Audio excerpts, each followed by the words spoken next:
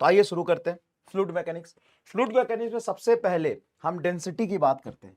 तो डेंसिटी बराबर होता है टोटल मास बटा वॉल्यूम। डेंसिटी क्या होता है बोलो? मास बटा वॉल्यूम। डेंसिटी क्या होता है?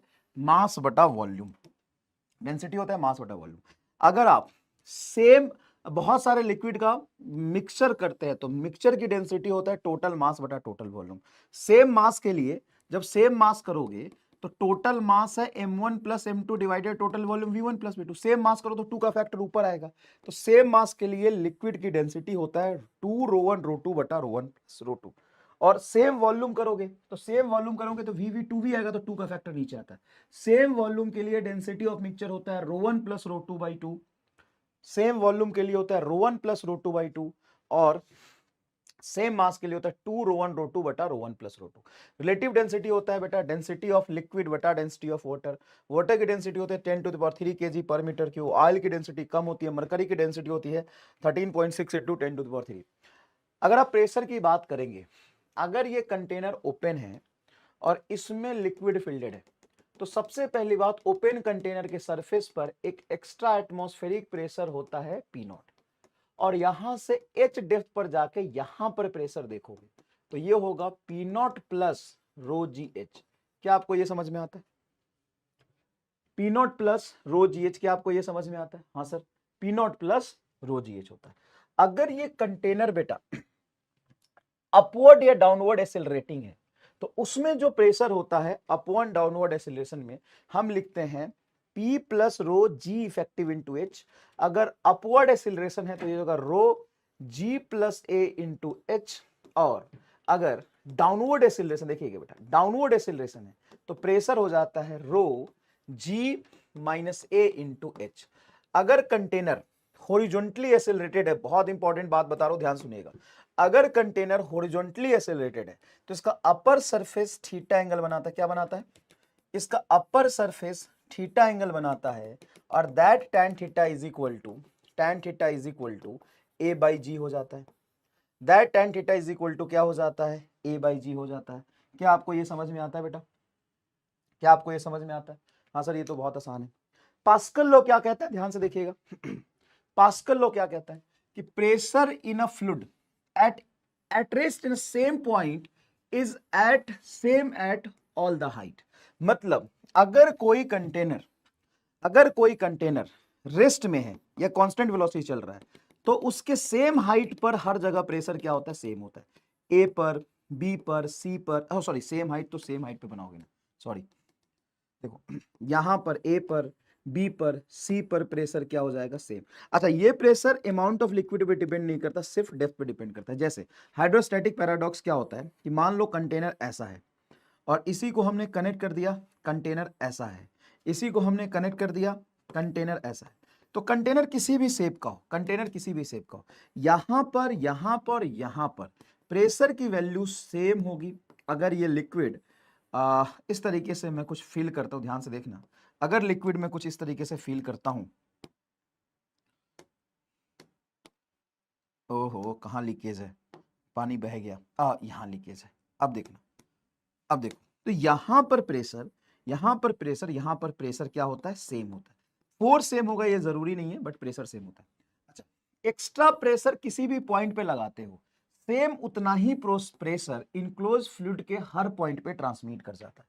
सेम उतना ही प्रेशर फ्लूइड के हर पॉइंट पे क्या हो जाता है? ट्रांसमिट कर जाता है। अब एक बहुत बढ़िया सवाल लिखा है, बहुत बढ़िया।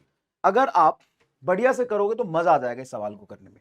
करो, घबराना नहीं बेटा, करो। अच्छा सवाल लिखा है, तुम्हारे लिए लिखा है, करो।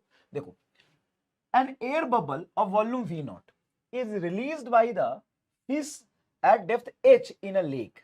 मतलब एक लेक है, अब लेक का सरफेस तो ओपन ही होगा।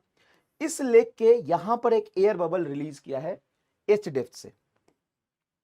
The bubble rises to the surface. Assume constant temperature, standard atmospheric pressure above the lake. The volume of the bubble just before touching the surface. जब बबल यहां पहुंचेगा तो उसकी वॉल्यूम क्या हो जाएगी? मान लो अभी इसकी वॉल्यूम यहां पे है V0। देखो वॉल्यूम V0 दिया है, यहां पे दिया है V0 वॉल्यूम है।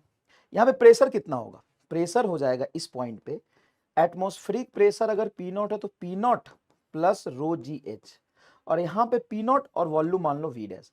तो टेम्परेचर कांस्टेंट है तो हम लिखेंगे पी नॉट वी डैश बराबर V naught P plus rho g h. तो यहां से आपकी वी डैश बराबर आ जाएगी, पी नॉट से डिवाइड कर दो तो V naught P plus rho g h divide ये पी नॉट बटा पी नॉट। तो पी नॉट अंदर ले जाओगे तो वी डैश बराबर हो जाएगा V naught 1 plus rho g h बटा पी नॉट।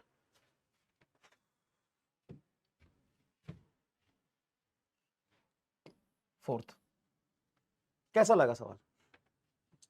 क्या हम इसी तरीके से करते? डी, बहुत बढ़िया बेटा, डी बहुत बढ़िया, अच्छा किया तूने सवाल, अच्छा किया। क्या करोगे यहाँ पे? प्रेशर इंटू वॉल्यूम का प्रोडक्ट क्या कर दोगे? कांस्टेंट कर दोगे। प्रेशर इंटू वॉल्यूम का प्रोडक्ट क्या कर दोगे? कांस्टेंट कर दोगे। सेम उसी तरीके से होगा, सेम उसी तरीके को सब। When a large bubble rises from the bottom to lake of the surface, इस रेडियस इज हाउ मच बढ़ेगा, वो ही है। अच्छा, पास्कल लॉ पे एक सवाल ये कर लो, बहुत इंपॉर्टेंट है, कि अगर मान लो कोई एक बोतल है ऐसा, इसमें लिक्विड फिल्डेड है, ये स्मॉल एरिया है, ये कैपिटल एरिया है, यहां पर अगर तुम एफ फोर्स लगाते हो, एफ नॉट लगाते हो, तो यहां पे ये एक्स्ट्रा कितना फोर्स लगाएगा? तो यहां पे हम प्रेशर बैलेंस करते हैं। देखो यहां पे प्रेशर आया एफ नॉट बाई ए, तो यहां पे प्रेशर आएगा F extra by capital A. तो एफ एक्स्ट्रा हो जाएगा एफ नॉट कैपिटल ए बटा स्मॉल ए। सेम बेटा वहां भी लगता है, कहां पे? ये देखो कहां पे लगता है ये सेम, बताओ? धर्म कांटा में। ये फ्लूइड वाला कंसेप्ट है। यहाँ पे 12 केजी का ऑब्जेक्ट रख दिया तो ये एच हाइट ऊपर चला गया, तो इस पॉइंट और इस पॉइंट की प्रेशर बराबर होगी। तो यहाँ पे प्रेशर होगा, यहाँ पे फोर्स 12 केजी की वजह से एरिया बराबर, यहाँ पे प्रेशर हो जाएगा तुम्हारा रो जी एच। डायरेक्टली इसको इक्वल करके सॉल्व कर सकते हो। नेक्स्ट यू ट्यूब वाले केस में क्या करते हैं? सेम हॉरिजॉन्टल लाइन पे प्रेशर हम क्या करते हैं? सेम करते हैं। यू ट्यूब वाले केस में सेम हॉरिजॉन्टल लाइन पे प्रेशर हम सेम करते हैं। मतलब यहां पर ऐसे कोई लाइन खींच दूं मैं, तो किसी भी लिक्विड के हॉरिजॉन्टल डायरेक्शन में जाने पे प्रेशर तो बढ़ता नहीं है। तो यहां पर देखो यहां पर प्रेशर बैलेंस होगा, तो यहां से यहां होगे प्रेशर सेम, यहां से आओगे प्रेशर सेम। तो इस लिक्विड की वजह से यहां पे प्रेशर होगा रो, मान लो लिक्विड बी है, तो रो बी जी इंटू 15 सेंटीमीटर बराबर यहां पे प्रेशर होगा रो ए, मान लो ये ए है, रो ए जी इंटू 20 सेंटीमीटर। ये डायरेक्टली आप लिख सकते हैं। क्लियर है क्या? क्लियर है क्या? ये बात आपको समझ में आता है? देखिए, open U tube contains mercury. When 11.2 centimeter of water is poured into it, one of the arms of the tube, how high does the mercury rises in the other arm from the initial unit? ये बहुत बढ़िया सवाल है, एक बार attempt करो तो मैं photo बनाता हूं। An open you tube contains mercury, मतलब एक ओपन यू शेप का ट्यूब है जिसमें बेटा मरकरी फिल्डेड है। ये ऐसे इस तरीके से मरकरी फिल्डेड होता है, इस तरीके से मरकरी फिल्डेड, देख लो। ठीक है सर, ये हमारा मरकरी फिल्डेड है। अब यहां से हम क्या डाल रहे हैं? वाटर। 11.2 सेंटीमीटर ऑफ वाटर इधर से डालेंगे, वाटर इधर से डालेंगे। जब तुम वाटर डालोगे तो वाटर इसको थोड़ा दबाएगा, हाँ। तो नया डायग्राम क्या बनेगा बेटा? ध्यान से सुनियो, नया डायग्राम क्या बनेगा कि ये मान लो कि इनिशियल हॉरिजॉन्टल लेवल था, हाँ सर। यहां जब पानी आया तो पानी x डिस्टेंस नीचे गया, तो इस लेवल से x डिस्टेंस मरकरी ऊपर जाएगा, जितना मरकरी नीचे दबेगा उतना ऊपर जाएगा। तो ये हो जाएगा तुम्हारा मरकरी का लेवल। और यहां से तुमको बोला 11.2 सेंटीमीटर, यहां से 11.2 सेंटीमीटर, यहां से 11.2 सेंटीमीटर में ये वाटर है। बस हो गया। अब क्या करना है? सेम हॉरिजॉन्टल लाइन एक आइडेंटिकल लिक्विड में खींचो, वहां पर प्रेशर बराबर होगा। तो ये लिक्विड खींच सकते हो? हाँ सर खींच सकते हैं। अब यहां पर एक मिनट रुकना, ये थोड़ी सी मिस्टेक हो गई यहां तक, क्योंकि ये इनिशियल लेवल था, पहले सिर्फ मरकरी थी। तो अब मरकरी यहां से x अगर मैं नीचे मानू गया है तो x ऊपर उठेगा। तो इस लेवल से मरकरी कितना ऊपर गया है? ये 2x हो गया। तो यहां पे प्रेशर लिखोगे ए पॉइंट पे, ये होगा rho of mercury g into 2x, है ना। और ये बराबर होगा rho of water g into 11.2। लो भाई क्या बोला है? तो अदर आर्म में कितना ऊपर गया है? The arms of the tube, how high does the mercury rise in the other arm from its initial unit. Initially ये यहां था, मरकरी यहां था, इससे x नीचे गया तो x ऊपर गया। तो इससे x कितना ऊपर गया? सिर्फ x पूछा है। तो क्या आपका यहां से x निकल जाएगा? g से g कैंसिल करो, तो x बराबर आ जाएगा 11.2 इंटू डेंसिटी ऑफ वाटर बटा 2 इंटू डेंसिटी ऑफ मरकरी। बेटा ये अच्छा सवाल है, क्या तुम्हें समझ आता है? अच्छा सवाल है, अच्छा सवाल है। क्या आपको तुम्हें समझ आता है? ऐसे सवाल कर पाते हो? ऐसे सवाल कर पाते हो? ऐसे सवाल कर पाते हो? ऐसे सवाल? अच्छा, जब हॉरिजॉन्टल डायरेक्शन में चलता है तो पीछे की तरफ प्रेशर ज्यादा होता है। सबसे ज्यादा प्रेशर यहाँ पे बी पर होगा, सबसे ज्यादा प्रेशर क्या होगा? बी पे, और सबसे कम होगा डी पे। यहाँ पे प्रेशर होगा मिनिमम, क्योंकि ना तो पीछे गया ना नीचे गया, और सबसे ज्यादा होगा बी पे। बी पे होगा मैक्सिमम, बी पे होगा मैक्सिमम, डी पे होगा मिनिमम। क्या ये समझते हैं आप? हाँ। The height of the barometer fielded with liquid of density इतना। अगर बैरोमीटर में ये लिक्विड फिल कर दूं अंडर नॉर्मल कंडीशन तो हाइट कितना होगा? देखो, बैरोमीटर में ये लिक्विड फिल करोगे, अगर ये लिक्विड एच हाइट तक जाके एटमॉस्फेरिक प्रेशर को बैलेंस कर रहा है, तो एटमॉस्फेरिक प्रेशर होता है 1.01 इंटू 10⁵ बराबर इस लिक्विड का एच हाइट हो जाएगा रो जी एच, जहां पे रो की वैल्यू ये रख दोगे 3.4 ग्राम पर सेंटीमीटर क्यूब। ऐसा यूनिट में पुट करना, 1.01 इंटू 10⁵ बराबर 3.4 इंटू 10⁻³ जी इंटू एच। यहां से एच कैलकुलेट कर लो। क्या आपको ये समझ में आया? द रामलाल गरीब आदमी वाला एक्सपेरिमेंट, द रामलाल गरीब आदमी वाला एक्सपेरिमेंट समझ में आया? द रामलाल गरीब आदमी वाला एक्सपेरिमेंट समझ में आया? द रामलाल गरीब आदमी वाला एक्सपेरिमेंट समझ में आया? कर सकते हैं क्या? इक्वेशन ऑफ कंटिन्यूटी, जब भी किसी पाइप से लिक्विड फ्लो करता है, जब भी किसी पाइप से बेटा लिक्विड फ्लो करता है, जब भी किसी पाइप से लिक्विड फ्लो करता है, लिक्विड फ्लो करता है, तो उसमें हम कहते हैं conservation of mass. Equation of continuity किस पे बेस्ड है? Conservation of mass. Conservation of mass के अकॉर्डिंग कहते हैं कि rate of flow of mass क्या रहता है? कांस्टेंट। डेंसिटी तो कांस्टेंट है, तो रेट ऑफ वॉल्यूम तुम्हारा कांस्टेंट हो जाएगा। ये वॉल्यूम है, रेट ऑफ वॉल्यूम कांस्टेंट होने से एरिया इंटू वेलोसिटी को कहते हैं rate of flow of volume with respect to time. तो ए इंटू वेलोसिटी का प्रोडक्ट कांस्टेंट रहता है, एरिया इंटू वेलोसिटी का ग्राफ ऐसा बनेगा। अगर आप क्रॉस सेक्शन एरिया बढ़ाते हैं, यहां पे वेलोसिटी मैक्सिमम होगी, यहां पर वेलोसिटी मिनिमम होगी। क्रॉस सेक्शन एरिया बढ़ाने पर वेलोसिटी क्या होता है? घटता है। ए भी बराबर कांस्टेंट, इसको कहते हैं रेट ऑफ वॉल्यूम फ्लो। कई बार ऐसे भी लिखते हैं, ये देखो V naught that is nothing but, तुमसे बोलेंगे रेट ऑफ वॉल्यूम फ्लो बताओ, तो पता है V naught rate of volume flow. ये कई बच्चे मिस कर देते हैं। Rate of volume flow, rate of volume flow होता है एरिया इंटू वेलोसिटी। क्या होता है? रेट ऑफ वॉल्यूम फ्लो होता है एरिया इंटू वेलोसिटी। तो देखो ए वी बराबर कांस्टेंट, मतलब A1V1 बराबर A2V2, A1V1 बराबर A2V2। बर्नौलीज इक्वेशन क्या होता है? किसी भी फ्लोइंग पाइप के पॉइंट पर, किसी भी फ्लोइंग पाइप के किसी पॉइंट पर, फ्लोइंग पाइप के किसी पॉइंट पर pressure plus potential energy plus potential kinetic energy per unit volume का जो वैल्यू आएगा उतना ही हर पॉइंट पे आएगा।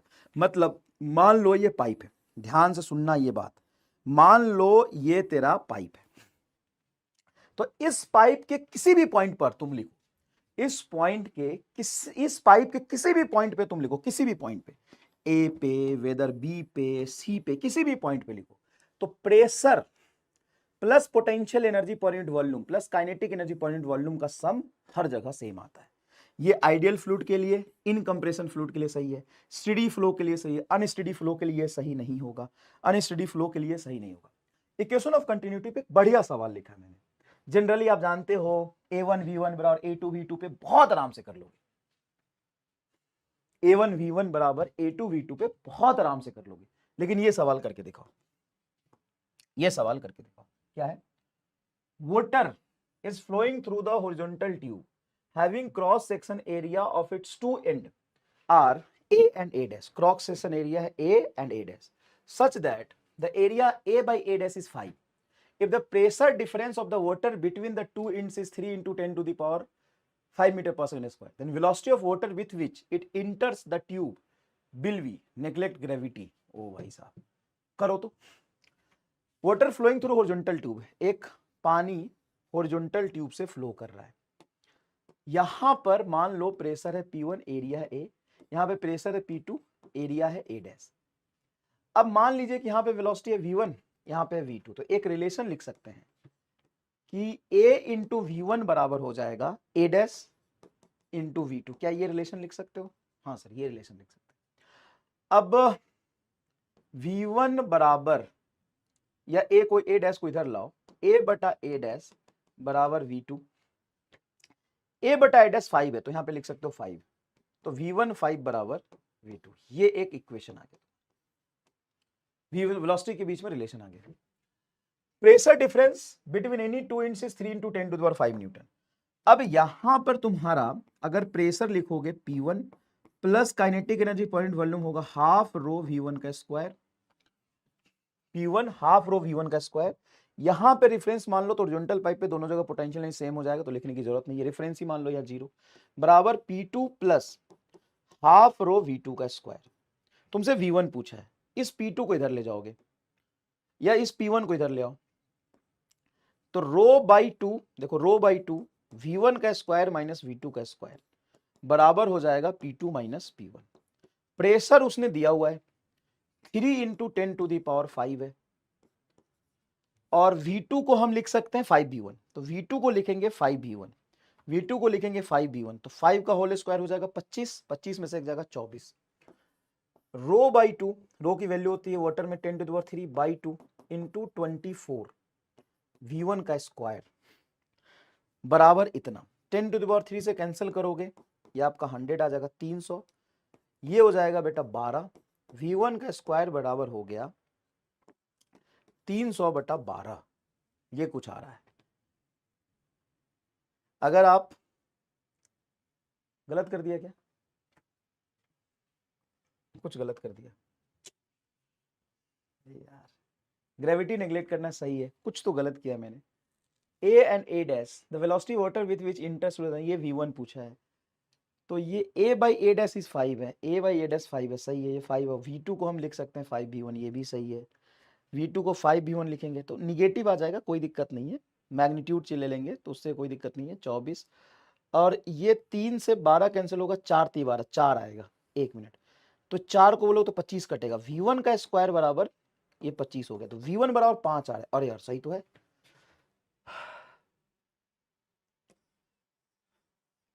अब मुझे बताओ कैसा लगा ये सवाल? सी नहीं आ रहा बेटा, 25 का रूट करोगे, सही है सर, ऑप्शन ए। अगर आपने इस सवाल को किया है तो कैसा लगा? ये कैसा सवाल है ये बताओ? बर्नौलीज प्रिंसिपल का क्या ये बहुत बढ़िया सवाल है? ए आ रहा है ना? बिल्कुल ए आ रहा है। क्या बर्नौलीज प्रिंसिपल का बहुत बढ़िया सवाल है? किटी जी बिल्कुल बचा है, करेंगे। यहां पे क्या होता है, एरिया इंटू वेलोसिटी, एवी इनकमिंग बराबर एवी आउट गोइंग। यहां पर ये एरिया लिया है इंटू वेलोसिटी इनकमिंग, ये दोनों आउट गोइंग के बराबर लिख दो, आंसर आ जाएगा। क्या ऐसे सवाल हमने बहुत किए। Bernoulli's equation is the conservation of energy, Bernoulli's equation is the conservation of energy, है ना। Bernoulli's law is the conservation of energy, equation of continuity is the conservation of mass. Venturi मिसर किस पर बेस्ड है? Bernoulli पे। Huygens principal पे तो obviously नहीं बात होगा, पैरेलल एक्सिस नहीं है, परपेंडिकुलर एक्सिस नहीं। बर्नौलीज, ये 2023 का लास्ट ईयर का सवाल है, कितना आसान डायरेक्ट पूछ दिया। ये भी वही सवाल है जो अभी हमने किया था। देखो, fluid is flowing through the horizontal pipe varying cross section area with speed v। अब वेरिंग क्रॉस सेक्शन एरिया है विद स्पीड v, यहां पर v से इंटर किया, ठीक है। A point where the pressure is p, pressure p है। At another point where the pressure is p/2, यहां पर प्रेशर p/2 हो गया, and speed is v, speed capital v है, ठीक है। The density of the liquid is rho kg metre per second and the flow is streamline, then v is equal to, मतलब ये वाला v आपसे पूछा है। एक बात बताओ, ये पूरा पढ़ के जब सिनारियो तुमने समझा, तुम्हें ऐसा नहीं लग रहा बर्नौली से सॉल्व होगा? क्यों? अरे भाई मेरे, पहले बोला हॉरिजॉन्टल पाइप, ये सीधा पाइप भी तो बोल सकता था। लॉजिकली समझना, क्या सीधा पाइप भी तो बोल सकता था ना, हॉरिजॉन्टल पाइप क्यों बोला? सर हॉरिजॉन्टल पाइप बोलने से फायदा ये होता है, हॉरिजॉन्टल पाइप बोलने से फायदा ये होता है कि हमें पता चल गया कि हम यहां पे रिफरेंस पोटेंशियल एनर्जी 0 ले लेंगे, तो यहां पर pressure P plus half rho U square बराबर यहां पे pressure P/2 plus half rho V square आएगा। सोचो क्या आंसर आ रहा है? ए टिक कर लो। नहीं रो भी तो आएगा ना, तो रो के टर्म्स में आंसर क्या आ रहा है? बी आ रहा है। ये कुछ आंसर आ गया। चलो सोचो भाई, डी आ रहा है। अरे यार कैसे कर रहे हो? अच्छा डी आ रहा है। अब जो आएगा भाई 2 लाइन का कैलकुलेशन खुद तो करो। सोचो सही है क्या? सही है क्या? अच्छा ये एक बहुत बढ़िया सवाल लिखा है, सुनना सुनना, डायग्राम समझो मजा आएगा। फिगर शोज अ कैपिलरी राइज एच, मतलब एक कैपिलरी ट्यूब है, यहां पे एच हाइट तक कैपिलरी राइज हो रहा है, ठीक है। अब यहां से air is blown through the horizontal pipe, यहां से एयर को फूंक मारा। अब जब यहां पे एयर फूंक मारोगे तो यहां एयर बह के यहां से निकलेगा, एयर बह के यहां से निकलेगा, ठीक है सर, एयर बह के यहां से निकल गया। Horizontal pipe in the direction shown in the then capillary rise will be. तो अब ये कैपिलरी राइज बढ़ेगा कि घटेगा? बहुत लॉजिकल सवाल है। पेंटगन प्रिंसिपल किस पे बेस्ड है? इक्वेशन ऑफ कंटिन्यूटी पे। एरिया इंटू वेलोसिटी कांस्टेंट हो जाता है। बताओ बढ़ेगा कि घटेगा? सुनना ध्यान से, जहां पर वेलोसिटी ज्यादा होती है वहां पर प्रेशर कम होता है, जहां पर वेलोसिटी ज्यादा होती है वहां पे प्रेशर कम होता है। तो यहाँ पे वेलोसिटी बहुत ज्यादा है, वेलोसिटी बहुत ज्यादा है, तो यहाँ पे प्रेशर कम हो जाएगा। यहाँ पे प्रेशर कम है तो ये और ऊपर चढ़ेगा, तो एच जो होगा इस कैपिटल एच से बड़ा होगा।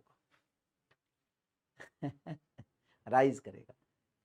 B, very good very good, बहुत बढ़िया बेटा, मजा आ गया। ये वाले सवाल कैसे करते हैं? तो यहां पे तुम ले लो रेफरेंस, तो यहां पे पोटेंशियल एनर्जी क्या हो जाएगा तुम्हारे 0। अब जितनी क्रॉस सेक्शन एरिया यहां पे है उतने ही यहां पे तो वेलोसिटी सेम, हाँ, तो P plus half rho V square plus rho g h बराबर होता है कांस्टेंट। अब दोनों जगह पे ये वाली टर्म तो पहले से सेम है, हाँ सर ये वाली टर्म सेम है।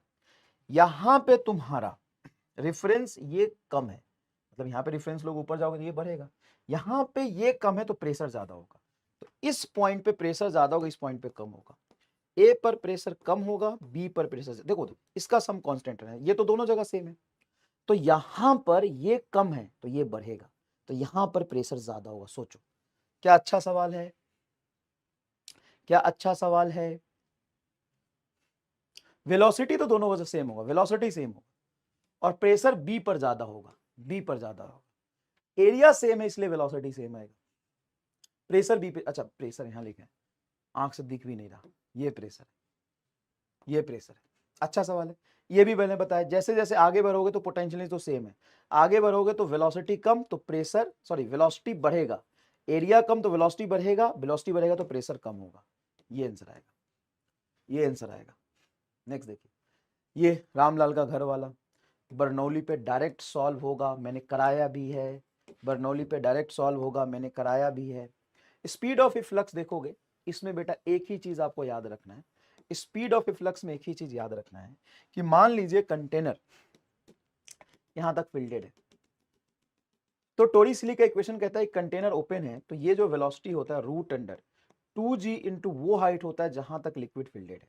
ये डेंसिटी इंडिपेंडेंट है, ये बेटा किस पे डिपेंड नहीं करता है, तो does not depends on density of the liquid in area, ये वेलोसिटी ऑफ इफ्लेक्ट है। Range will be maximum, range will be maximum if hole is at mid point. अगर होल तुम्हारा मिड पॉइंट पे, कहां है होल भाई साहब? Whole तुम्हारा कहां है? मिड पॉइंट पे, पूरे कंटेनर के मिड पॉइंट पे होल्ड है, तो रेंज तुम्हारा क्या होता है? मैक्सिमम होता है। यह सवाल है कि इतनी डेंसिटी है, इतनी डेंसिटी है, लेकिन velocity of a flux density पे डिपेंड नहीं करती। Velocity of a flux density पर डिपेंड नहीं करती है। क्लियर है बात? हाँ सर।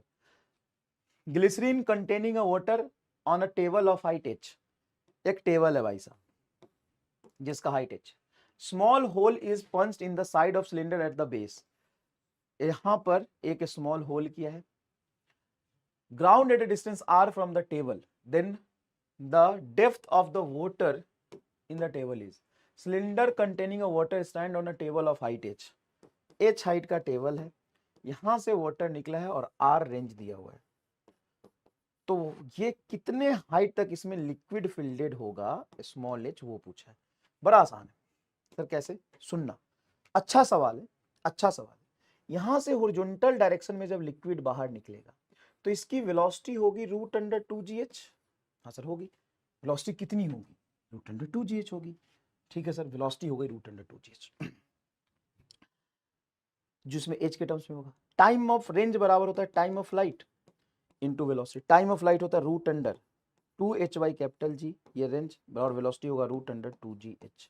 रूट रूट कॉमन लेके इधर भेज दो तो कैपिटल आर का होल स्क्वायर बराबर, ये जी से जी कट जाएगा, 4 कैपिटल एच स्मॉल एच। तो स्मॉल एच की वैल्यू हमसे पूछी थी, स्मॉल एच बराबर हो जाएगा आर स्क्वायर बटा 4 टाइम्स ऑफ कैपिटल। वाह यार, आर स्क्वायर बटा 4h डी। बताइए बताइए, क्लियर है क्या?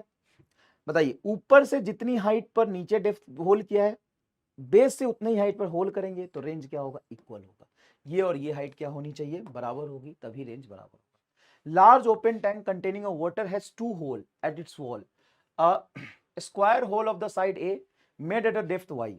यहां पे एक स्क्वायर होल किया है of side a at depth y and a circular hole of radius a, circular hole of radius a का सर्कुलर होल किया है at a depth 16y, at a depth 16y from the surface of the water. If the equal amount of water comes out, amount of water होता है area into velocity.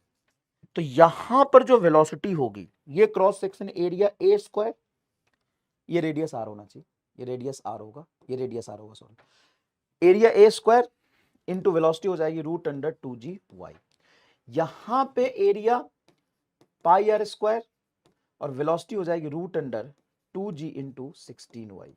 ये वाली area into velocity का product इसके area into velocity के product के बराबर रख दो, यहां से तुम्हारा रिलेशन आ जाएगा, यहां से तुम्हारा रिलेशन आ जाएगा। अच्छा, टैंक खाली होने में जो टाइम लगता है that is proportional to root under final initial height minus root under h of final height. ये याद रखिए बस, इससे आपका सारा काम हो जाएगा। जो कंटेनर खाली होने में टाइम लगता है that is proportional to root under h of initial height minus root under h of final height. Clear है क्या, क्लियर है क्या? इधर देखिए, ये तो हमने वेलोसिटी ऑफ रिफ्लक्स के बारे में पढ़ी, चीजें यहां पर समझी।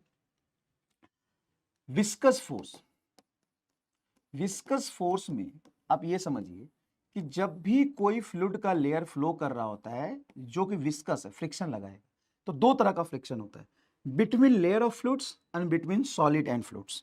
तो अगर बिटवीन लेयर एंड फ्लूइड्स देखोगे तो ये फ्रिक्शन फोर्स सिंपल होता है eta into area into velocity gradient. यहां से बेटा स्ट्रेस भी निकाल सकते हैं, ये फोर्स बटा एरिया, ये फोर्स बटा एरिया हो जाता है eta into delta v by l. ये होगा आपका स्ट्रेस, ये होगा आपका stress, and that stress is equal to eta delta v by l. That stress is equal to eta delta v by l. बहुत इंपॉर्टेंट है। अच्छा, पता है इस पर अगर सवाल आया एग्जाम में, आता भी है, तो डायरेक्टली तुम देख के कर सकते हो और तुम्हें पता चल जाएगा कि ये पूछ रहा है, तुम्हें पता चल जाएगा क्यों पूछ रहा है। क्यों? क्योंकि वो तुमको एरिया दे देगा, वो तुमको वेलोसिटी ग्रेडियंट देगा। देख, एफ बराबर eta delta v by delta l into area, ये डेल्टा वी लिख ले चाचा, delta v by delta l into area. ये विस्कस फ्रिक्शन फोर्स है, ठीक है सर। ये तो लिक्विड के बीच में हो गया। अब कोई सॉलिड, और सॉलिड सिर्फ स्फेरिकल बॉल के लिए ही सही है, अगर ये स्फेरिकल बॉल v वेलोसिटी से चलने की कोशिश करता है तो फ्लूइड इस पर पीछे की तरफ फ्रिक्शन फोर्स लगाएगा जिसकी वैल्यू होगी 6 pi eta r v t. ये बेटा माइनस डायरेक्शन बता रहा है, 6 pi eta coefficient of viscosity r radius into vt है, इंटू वीटी है। तो सर ये फोर्स लगाएगा पीछे, तो किसी भी इंस्टेंट पे क्या ये वेलोसिटी और ये मतलब नेट फोर्स जीरो हो जाएगा। जैसे हम किसी बॉल को अगर लिक्विड में ड्रॉप कर दें तो धीरे धीरे धीरे धीरे जब इस पर mg ऊपर में बाइंड फोर्स और इसके रो vg से बैलेंस होगा तो कांस्टेंट वेलोसिटी से नीचे चलेगा। उस कांस्टेंट वेलोसिटी की जो टर्मिनल वेलोसिटी होती है, ये तुम्हारा काम का नहीं है, आज तक सवाल नहीं है, इसको भूल जाओ बेटा, इसको भूल जाओ। टर्मिनल वेलोसिटी होता है, इस पर सबसे ज्यादा सवाल पूछते हैं टर्मिनल वेलोसिटी पे। वो टर्मिनल वेलोसिटी मैंने आपको स्टार्टिंग में भी लिख के दिखाया था यूनिट एंड डायमेंशन में, ग्राफ में, कितने लोगों को याद है मैंने लिखा था? टर्मिनल वेलोसिटी बेटा होता है 2r² sigma density of object minus जिस लिक्विड में चल रहा है density of liquid g/9 into eta. ये टर्मिनल वेलोसिटी रेडियस के स्क्वायर के प्रोपोर्शनल होता है, रेडियस के स्क्वायर के प्रोपोर्शनल होता है टर्मिनल वेलोसिटी। इसमें एक बढ़िया सवाल पूछते हैं कि बहुत सारे छोटे छोटे एन लिक्विड है, छोटे छोटे एन लिक्विड है, इसकी terminal velocity vt radius r, ये कंबाइन होके एक बड़ा लिक्विड बन गया, एन लिक्विड थे, तो इसकी टर्मिनल वेलोसिटी क्या होगी? तो बेटा terminal velocity is directly proportional radius का स्क्वायर, हाँ, और vt dash proportional to radius का स्क्वायर। रेडियस को हम लिख सकते हैं, देखो इसका रेडियस और इसके रेडियस में रिलेशन है, ये कैपिटल आर है, कैपिटल आर बराबर n का पावर 1/3 इंटू स्मॉल आर। अगर हम इसकी टर्मिनल वेलोसिटी लिख रहे हैं तो इसका रेडियस लेंगे कैपिटल आर स्क्वायर और आर स्क्वायर को लिखेंगे n का पावर 2/3 इंटू स्मॉल आर का स्क्वायर। स्मॉल आर का स्क्वायर छोटे वाले टर्मिनल वेलोसिटी होगी, तो वीटी डैश बराबर n का पावर 2/3 इंटू स्मॉल ड्रॉप की टर्मिनल वेलोसिटी। ये n है नंबर ऑफ ड्रॉप्स, n का पावर 2/3, n का पावर क्या होगा 2/3। ये बहुत इंपॉर्टेंट है, ये बहुत इंपॉर्टेंट है बेटा। देखिए viscosity of the liquid, liquid की विस्कोसिटी इंक्रीज विथ टेम्परेचर, ना temperature is independent of decreases with increase in temperature. Temperature बढ़ाते हैं तो लिक्विड की विस्कोसिटी क्या होती है, घटती है। अब देखना सवाल, अब देखना सवाल, ये पॉइज बेटा सीजीएस यूनिट ऑफ ईटा होता है, CGS unit of coefficient of viscosity. 1 poise, ये याद रख लीजिए, 1 पॉइज, ना 1 पॉइजली, पॉइजली ऐसा यूनिट है, इज इक्वल टू होता है 10 poise, 10 poise, 1 poiseuille is equal to होता है 10 पॉइज। ठीक है भाई, चलो। तो velocity of water in a river is 18 kilometre per hour near the surface if the river is 5 metre depth, find the shearing stress between the horizontal layer of water, then coefficient of viscosity is this. तो बेटा sharing stress मतलब F/A बराबर eta delta V/L आपसे पूछिए, F/A ईटा delta V/L आपसे पूछिए, क्या पूछिए, क्या पूछिए, F/A बराबर ईटा डेल्टा V/L। ये स्ट्रेस पूछा है ना आपसे, ईटा दे दिया, वेलोसिटी दे दिया, डेप्थ दे दिया 5 मीटर।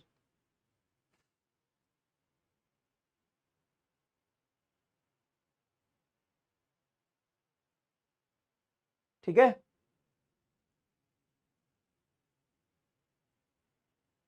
लास्ट वाला रॉन्ग है, क्या है, विस्कोसिटी डिक्रीजेस विथ इंक्रीज, ये सही है, डिक्रीज इन टेम्परेचर है यार, ये गलत हो गया, ये सही है, समझाया तो सही था ना। ये decreases with decrease in temperature नहीं, decreases with increase in temperature, decreases with increase in temperature, decreases with increase in temperature. ठीक है, the terminal velocity of the spherical rain drops on the radius r of the spherical raindrops depends upon r square, terminal velocity depends upon r square. Next, velocity of the small ball of mass m density d। अरे यार bind force तो है ही नहीं, ये bind force से dependent है, ये नहीं पूछेगा। देखो किसी भी बॉल को, किसी भी बॉल को जब हम विस्कस लिक्विड में ड्रॉप कर देते हैं तो ये ना स्टार्टिंग में धीरे धीरे इसकी वेलोसिटी बढ़ती है और फिर टर्मिनल वेलोसिटी को गेन कर लेती है। तो कौन सा वेलोसिटी को बताएगा, तो लिनियरली तो वेलोसिटी बढ़ेगी नहीं, ये तो अजीब सा ग्राफ है, ये वाला ग्राफ सही होगा। ये टर्मिनल वेलोसिटी धीरे धीरे वेलोसिटी बढ़ती है और कांस्टेंट वेलोसिटी हो जाती है, इसी को हम टर्मिनल वेलोसिटी कहते हैं। तो बी ग्राफ इसका सही है, बी ग्राफ इसका सही है। 8 equal drops of water are falling through the air with speed 10 centimetre per second if the drop coalesce, लो भैया टर्मिनल वेलोसिटी डैश बराबर 8 का पावर 2/3 इंटू वीटी हो गया ये 10। अब 8 को हम लिख सकते हैं 2 का पावर क्यूब एंड 2/3 इंटू 10, 3 से 3 कटेगा, 2 का होल स्क्वायर 4 इंटू 10 बराबर 40। सोचो 40 दूसरा आंसर आ जाएगा। कितना बढ़िया सवाल है, देखो कितना बढ़िया सवाल है भाई, देखो कितना बढ़िया सवाल है, देखो बढ़िया है कि नहीं है बताओ। सरफेस टेंशन क्या होता है, surface tension is defined as, surface tension is defined as force per unit length, surface tension is defined as force per unit length, force per unit length. जैसे मान लो, जैसे मान लो ये तुम्हारा एक रिंग है r रेडियस का और एक तुम्हारा ये डिस्क है r रेडियस का, बताओ किसको उठाने में ज्यादा फोर्स लगेगा। तो मान लो कि एक लिक्विड के सरफेस पे रखा है, तो इसको उठाने के लिए 1 यूनिट लेंथ पर फोर्स लगता है एस, तो टोटल लेंथ हो जाएगा 2πr दोनों तरफ से, तो ये हो जाएगा 4πr। क्या आपको समझ आता है? अगर डिस्क है तो इस पर जो फोर्स लगेगा 1 यूनिट लेंथ पे लगता है एस, और इसमें सिर्फ आएगा 2πr। अगर मान लो एक स्क्वायर प्लेट है, एक क्या है, स्क्वायर प्लेट है, ध्यान से देखिएगा, स्क्वायर प्लेट है और एक स्क्वायर फ्रेम है, दोनों को लिक्विड के सरफेस पे रख दिया, किसको उठाने में ज्यादा फोर्स लगेगा? इसको उठाओगे तो S इंटू 4L फोर्स लगेगा, इसको उठाओगे तो F बराबर S इंटू 8L लगेगा। बोलो हाँ कि ना, बोलो हाँ कि ना। जैसे ये बहुत बढ़िया सवाल है कि एक फिल्म है जिसकी सरफेस टेंशन है S, और ये L लेंथ का यहाँ पे ये ओपन है, इससे एक M मास अटैच कर दिया, वेट अटैच कर दिया, तो ये फिल्म का दोनों सरफेस ओपन होगा, तो ये लिक्विड का सरफेस इसको इधर से भी खींचेगा और पीछे से भी खींचेगा। तो 1 यूनिट लेंथ पे फोर्स L है, तो ये L और L 2L, S into TL बराबर वेट होगा। Surface tension of the liquid क्या हो जाएगा? सरफेस टेंशन होगा वेट बाई 2L। क्या इसका फील है आपको? अच्छा, इसमें यह भी याद रखिएगा कि सरफेस टेंशन टेम्परेचर बढ़ाने से घटता है और नीचे हो जाएगा। सरफेस टेंशन सिर्फ स्टैटिक फ्लूइड के सरफेस की प्रॉपर्टी है। क्या है? स्टैटिक फ्लूइड की सरफेस की प्रॉपर्टी है। क्या है ये? स्टैटिक फ्लूइड की सरफेस की प्रॉपर्टी। इसको हम ये भी कहते हैं surface tension energy of a unit area. एक यूनिट एरिया में जो एनर्जी स्टोर होता है उसको सरफेस टेंशन कहते हैं। तो टोटल एरिया में कितनी एनर्जी स्टोर होगा? तो आप यहां से लिख सकते हैं total surface energy, total surface energy, total surface energy, surface tension into area. Total surface energy, surface tension into area. क्या आप लिख सकते हैं सर? बिल्कुल लिख सकते हैं। अच्छा, कितना वर्क करना पड़ेगा अगर मुझे डेल्टा एरिया बढ़ाना है? तो याद रखिएगा टोटल डेल्टा एरिया बढ़ाने के लिए हमें वर्क करना पड़ता है, एनर्जी देना पड़ता है। डेल्टा ई बराबर surface tension into change in area. Delta E बराबर surface tension into change in area. Liquid drop break into n part. अगर कोई एक लिक्विड ड्रॉप छोटे छोटे एन पार्ट्स में टूट जाता है, छोटे छोटे एन पार्ट्स में टूट जाता है, तो सरफेस एनर्जी यहाँ पे क्या होती है? बढ़ जाती है। सरफेस एनर्जी बढ़ जाती है। कहां से बढ़ी? तो या तो एनर्जी दोगे, नहीं तो अपने आप ये हीट एनर्जी लेके बढ़ेगा, तो टेम्परेचर यहाँ पर डाउन होता है। टेम्परेचर क्या होता है? डाउन होता है। सबसे इंपॉर्टेंट बात ये है, सबसे इंपॉर्टेंट बात है, बच्चा सोचता है सर एनर्जी बढ़ी तो टेम्परेचर कैसे डाउन हुआ? अभी सरफेस एनर्जी बढ़ी तो हीट एनर्जी तो कम ही हुआ होगा। अच्छा, और ये वर्क होता है 4πSR² n का पावर 1/3 -1। ये आप याद मत करो, आप निकाल सकते हो। इसकी टोटल सरफेस एनर्जी होगा सरफेस टेंशन इनटू एरिया सबका माइनस सरफेस टेंशन इनटू इसका एरिया। आप निकाल सकते हो। हम क्वेश्चन करके देखते हैं, क्वेश्चन करके देखते हैं। चलो, ये तो हमने कर लिया, ये तो हमने कर लिया। नेक्स्ट क्वेश्चन देखते हैं। ये भी हम जानते हैं। सरफेस टेंशन में बी डिफाइन एज, ये तो तुम जानते हो, सरफेस टेंशन दो तरीके से डिफाइन होता है। Force on a unit area and energy stored on a unit, sorry, force in on a unit length, energy on a unit area, force on a unit length, energy on a unit area। इस तरीके से surface tension define होता है। ये देखिए, a mercury drop of radius 1 centimeter spread into 10 to the power 6 drop of equal size, then energy expressed in a joule as। ये करो। अच्छा, देखिएगा ध्यान से, a mercury drop n बराबर 10 टू दी पावर 6 ड्रॉप में टूट गया, 10 to the power 6 number of drop में टूट गया। Then energy expression in joule is, तो जो एनर्जी लगेगा वो पूछा। मरकरी ड्रॉप्स ऑफ रेडियस इतना स्प्रेड इनटू इतना equal drops, then energy expression सुनना। तो एनर्जी बराबर होगा final area minus initial area. Final area इसका क्या होगा? एस सरफेस टेंशन इनटू कितने ड्रॉप है? एन ड्रॉप है, into 4π r² minus S into 4π R²। ये सिंपल सा है।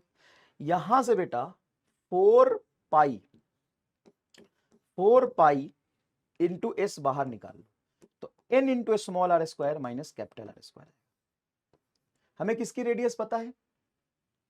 A mercury drop of radius 1 centimetre, capital R हमें पता है, तो स्मॉल r नहीं पता, तो स्मॉल r को हम लिख सकते हैं कैपिटल R बराबर n का पावर 1/3 इंटू स्मॉल r होता है। तो स्मॉल r को लिख सकते हैं, स्मॉल r को लिख सकते हैं हम 4πs into n, small r को लिख सकते हैं कैपिटल R का होल स्क्वायर बटा n का पावर 2/3, क्योंकि स्क्वायर करोगे इसका स्क्वायर बटा n का power 2/3 minus capital R square. Capital R square बाहर निकलेगा, ये पावर n1 है, n 2/3 ऊपर ले जाओगे, n का पावर 1 में से 2/3 होगा, n का पावर 1/3, तो ये हो जाएगा 4 पाई s, देखो 4 पाई s n का पावर 1/3 -1 और R स्क्वायर तुम्हारा बाहर आ जाएगा। ये हो गया तुम्हारा एक्सप्रेशन ऑफ एनर्जी, ये आएगा आंसर 4 पाई एस आर स्क्वायर n का पावर 1/3 -1। n को रखोगे तुम 10⁶, 10⁶ बटा 3, ये तो -1 नेग्लेक्ट हो जाएगा। चलो मैं सॉल्व कर देता हूं। देख 4 पाई s की वैल्यू दिया हुआ है, r दिया हुआ है, ये n को रखोगे 10⁶ का पावर 1/3 -1, तो भाई ये कट के 3 दूना 6, 100 आएगा, 10 का होल स्क्वायर 100 में से 1 जाएगा, तो ऑलमोस्ट 100 आप यहाँ पे लिख सकते हैं, या 99 लिख दीजिए, जो आपको लिखना है। इस तरीके से ये सवाल सॉल्व होता है। रेक्टेंगुलर फिल्म, ये देखो नीट 2016 का सवाल है, मुश्किल पेपर आया था उस समय का सवाल है। A rectangular film of liquid extended from इतना AB टू इतना AB, then work done is इतना, then value of the surface tension. तो देखो फिल्म है, तो जब भी फिल्म हो या सोप बबल हो, इसमें 2 सरफेस एरिया होता है, याद रखिएगा 2 surface area, 2 free surface area है, 2 सरफेस एरिया होता है। फिल्म और सोप बबल में 2 सरफेस एरिया होता है। तो ये हो जाएगा वर्क बराबर 2 times of surface tension final area minus initial area, ये हो जाएगा। क्या आपको ये समझ में आता है? बल्ब कह रहा हूं, सोप बबल हो, क्या हो बेटा? सोप बबल हो या फिल्म हो, उसका फ्री सरफेस एरिया दोनों तरफ होता है। उसका फ्री सरफेस एरिया क्या होता है? दोनों तरफ होता है। ये क्या है? सोप बबल का रेडियस r से 2r बनाना, तो वर्क क्या होगा? वर्क हो जाएगा, क्या है? सोप बबल है, तो 2s इंटू 4 पाई 2r का whole square minus 4 pi r square. देखो क्या इजी है एकदम। Yes sir.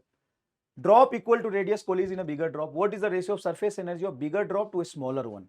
तो एनर्जी ऑफ बिगर बटा एनर्जी ऑफ वन स्मॉल, ये रेशियो तुमसे पूछा है। तो ये कुछ नहीं होगा, सरफेस टेंशन इनटू ये एरिया हो जाएगा 4 pi r square, surface tension into area हो जाएगा 4 पाई स्मॉल r स्क्वायर। इसका रेशियो देख लो बस। क्लियर है क्या? इसका रेशियो देख लो बस। Two small drop mercury each of radius r coalesce to single drop, then ratio of the total surface energy before and after कर लोगे, करा दिया है। एक्सेस प्रेशर क्या होता है? कॉनकेव साइड के अंदर हमेशा याद रखिएगा प्रेशर ज्यादा होता है। जैसे मान लो ये एक ड्रॉप है, तो इसमें प्रेशर ज्यादा किधर होगा? कॉनकेव साइड की तरफ। ये लिख लीजिए यहां पर, pressure is higher, pressure is higher, क्या बेटा? Pressure is higher in concave side, in concave side, in concave side. Pressure is higher in concave side. Concave side की तरफ प्रेशर क्या होता है? ज्यादा होता है। कॉनकेव साइड की तरफ प्रेशर आपका क्या होता है? ज्यादा होता है। अगर अंदर में प्रेशर ज्यादा है, बाहर में कम है, तो ड्रॉप के केस में एक्सेस प्रेशर होता है 2s/r, और वही सोप बबल हो तो एक्सेस प्रेशर क्या हो जाता है? 4s/r। एक्सेस प्रेशर आप याद रखिएगा इनवर्सली प्रोपोर्शनल टू रेडियस होता है। जितना बड़ा रेडियस रखेंगे उसका एक्सेस प्रेशर उतना कम होगा, और छोटा रेडियस रखेंगे एक्सेस प्रेशर ज्यादा होगा। ठीक है, एक्सेस प्रेशर क्या होगा? ज्यादा होगा। Two soap bubble of different radius r connected, तो एक सोप बबल छोटा है, इसको मैंने कनेक्ट कर दिया एक बड़े सोप बबल से, तो ये ज्यादा प्रेशर पे है, छोटा वाला और छोटा हो जाएगा, बड़ा वाला और बड़ा हो जाएगा। बढ़िया सवाल है। Air flows from smaller bubble to bigger bubble, क्योंकि ये हाई प्रेशर पे है, ये लोअर प्रेशर पे है, तो हाई से लो की तरफ एयर फ्लो करेगा। रेडियस ऑफ इंटरफेस बेटा ये होता है, मान लो कि ये एक मैंने बनाया है R1 रेडियस का ड्रॉप, ये है बेटा आपका R2 रेडियस का ड्रॉप, कहीं सरफेस पे ये इंटरफेस बन रहा है, तो इंटरफेस का रेडियस होता है 1/r बराबर 1/r1 माइनस 1/r2। किसी में से किसी को घटा दो, कोई फर्क नहीं पड़ता है। देखो ये रेडियस ऑफ इंटरफेस है, ये रेडियस ऑफ इंटरफेस है, 1/r बराबर 1/r1 माइनस 1/r2।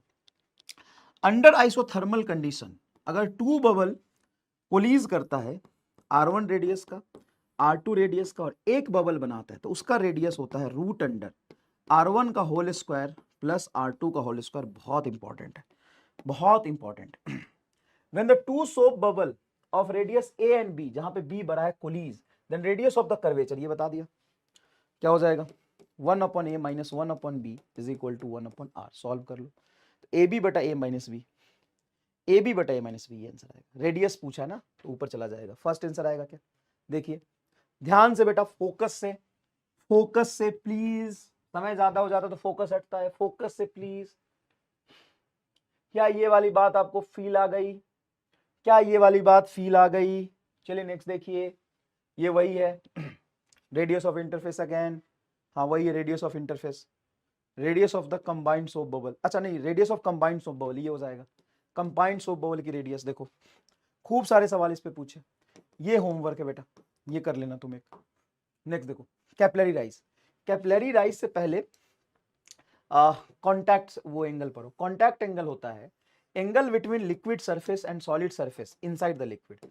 ये बेटा लिक्विड की फ्री सरफेस है, फ्री सरफेस ऑफ लिक्विड, और ये है सॉलिड, ये होता है कॉन्टैक्ट एंगल। अगर कॉन्टैक्ट एंगल देखो 90 से कम है तो ये सरफेस को वेट कर देगा। Wettability depends upon contact angle. अगर कॉन्टैक्ट एंगल 90 से कम है तो सरफेस को वेट कर देगा। अगर कॉन्टैक्ट एंगल ऐसा सरफेस का ही बना, देखो ऐसा, तो यहां पे तुम ध्यान से देखोगे तो ये जो कॉन्टैक्ट एंगल है, ये जो कॉन्टैक्ट एंगल है 90 से बड़ा, तो देखो कहां वेटेबिलिटी है, no wet of the surface, ये सरफेस को नहीं भिगाएगा। इसमें कोहेसिव फोर्स ज्यादा है, एडहेसिव कम है।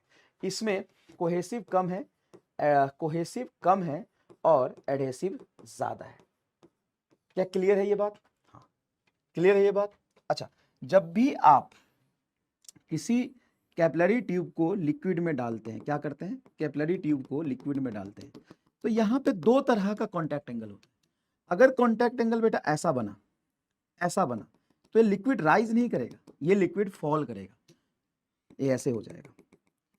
कॉन्टैक्ट एंगल अगर 90 से ज्यादा है, ऐसा ऐसा सरफेस अगर आपको दिख रहा है, तो ये एच डेप्थ फॉल करेगा, और इस एच डेप्थ का फॉर्मूला होता है, कितने लोग कैपिलरी फॉल पहली बार पढ़ रहे हैं, नाम ही पहली बार सुना है, याद रखिएगा कि कैपिलरी राइज जब आपका हो रहा होता है तो आप नोटिस करेंगे एच हाइट सीधा रखने से नहीं होगा, ऐसा सरफेस बनता है, ऐसा सरफेस बनता है, ऐसा सरफेस बनता है।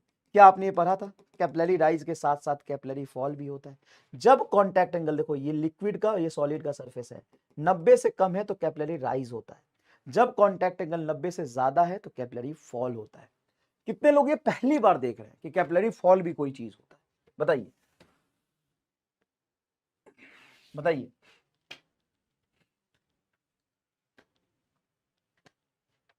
बताइए कितने लोग पहली बार देख रहे हैं कि कैपिलरी फॉल भी होता है, बताओ कमेंट करके बताइए। सुबह हो गई मामू,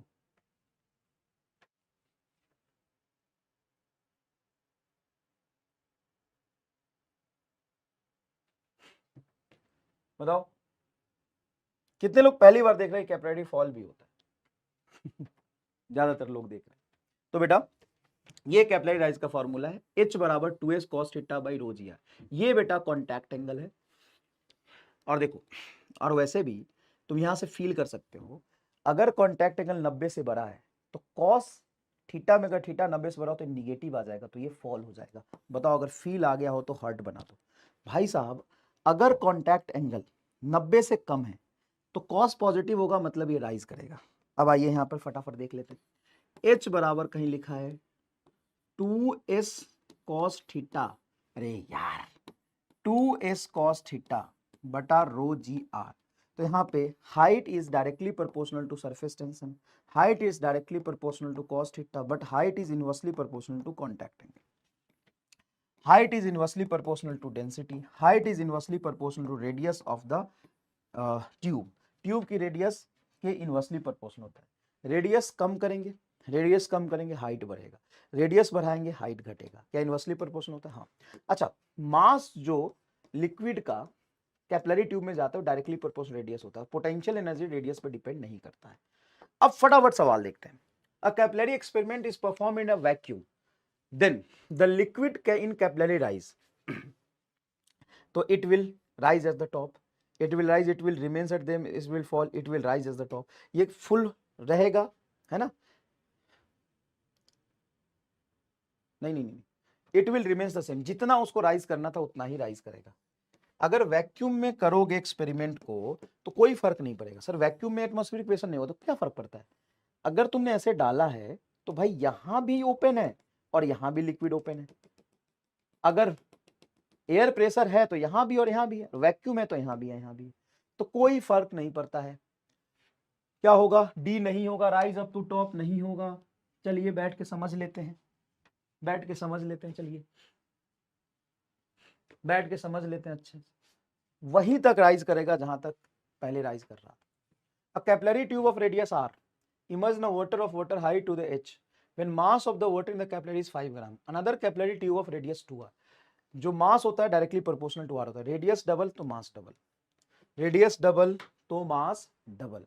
Water rise to the h capillary tube if the length of the capillary tube above the surface of the water is made less than h. अगर less than h होगा तो insufficient length है, तो पूरा फिल होके, completely fill होके वहीं पे रहेगा water. Water rise up to the point little below the top नहीं, water does not rise, water rise up to the tip of the capillary tube and start overflowing नहीं, D answer आएगा। No overflowing at all, no overflowing at all, D answer आएगा। Next देखिए, wettability of the surface is depends upon contact angle, wettability of the surface depends upon contact angle, ये एक homework है, कर लेना। रो inversely proportion, देखो h बराबर 2s cos theta बटा रो, थीटा नीचे आएगा, रो इंटू थीटा कॉन्स्टेंट है, तो rho is inversely proportional to theta होता है, rho is inversely proportional. Liquid does not wet solid surface angle of contact, wet नहीं करेगा जब एंगल 90 से ज्यादा होगा, 90 से कम एंगल होगा तो वेट कर देगा। With increase in temperature angle of contact, ये सोचो टेम्परेचर बढ़ाओगे तो उसकी कोहेसिव फोर्स घटेगी, जाके चिपक जाएगा, मतलब कॉन्टैक्ट एंगल कम होगा। डिक्रीजिंग, एक बार करना ये तो, the increasing in temperature then angle of contact is decrease. Clear है क्या? Capillary dipped in water vessel kept in lift going up with acceleration 2g, तो h बराबर हो जाएगा 2s cos theta divided rho g plus a into r, ऐसा होता है। तो ऊपर जाएगा तो g प्लस a रखोगे तो h घट जाएगा, क्या हो जाएगा? h घट जाएगा।